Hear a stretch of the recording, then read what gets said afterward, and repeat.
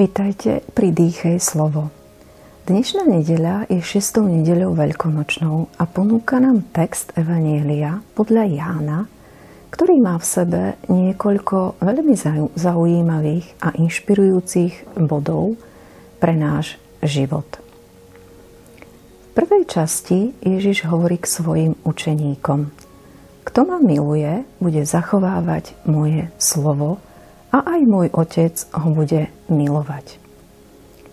Kto ma nemiluje, nebude zachovávať moje slovo.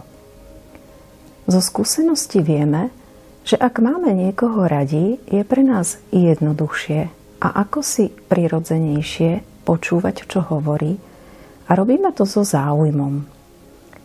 Ak stretneme niekoho, kto nám až tak sympaticky nie je, zo zvedavosti si ho možno vypočujeme, ale s akýmsi vnútorným odstupom. Dôležitú úlohu teda zohráva vzťah. Kto ma miluje, zachováva moje slovo.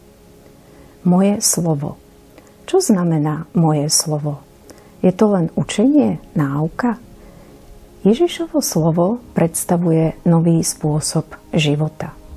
Zachovávať Ježišovo slovo znamená začať žiť inak, novým spôsobom. Je to Ježišov spôsob života, teda žiť podľa neho, žiť jeho hodnoty, nasledovať ho, ísť jeho cestou. A je to možné jedine vo vzťahu. Kto nasleduje Krista, príde k Otcovi a pozná, čo znamená byť ním milovaný.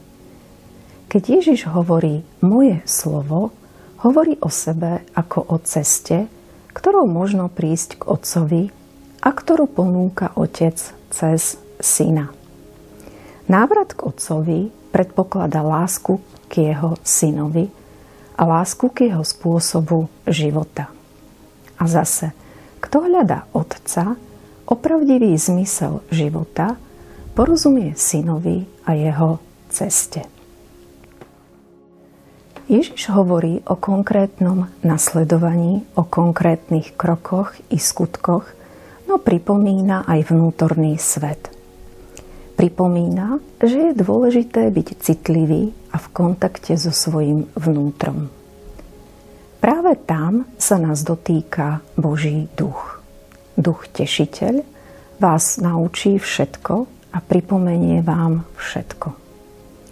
Je dôležité rozpoznať a rozlíšiť jeho pôsobenie, dotyk dobrého ducha, dotyk Božieho ducha, ktorý objasňuje a teší. Ovocím Ježišovej cesty a dotyku Božieho ducha je pokoj. Pokoj, ktorý zanecháva Ježiš.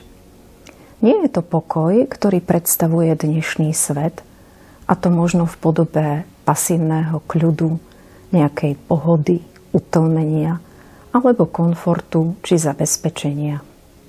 Je to pokoj, ktorý je ovocím neustáleho hľadania Boha, namáhania sa na ceste k Bohu. Vnútorný, hlboký pokoj, ktorý plynie zo života s Bohom, a to aj napriek vonkajšiemu diskomfortu. Pokoj, ktorý je prítomný aj v bolesti. Taký pokoj dáva Ježiš pred svojim utrpením a tiež po zmrtvých vstaní. Ježiš ďalej pokračuje: Nech sa vám srdce nechveje a nestrachuje. O akom strachu hovorí Ježiš? Je to strach z jeho neprítomnosti.